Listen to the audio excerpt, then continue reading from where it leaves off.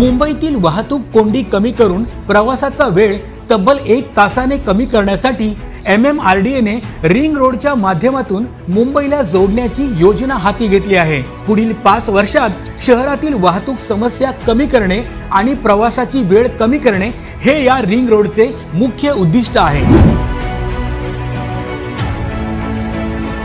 MMRDA ने या ring रोडसाठी 58,000 कोटी रुपये मंजूर केले आहेत। या योजनेतून 90 किलोमीटरपेक्षा जास्त लांबीचे रस्ते, पूल आणि बोगदे तयार केले जाणार आहेत।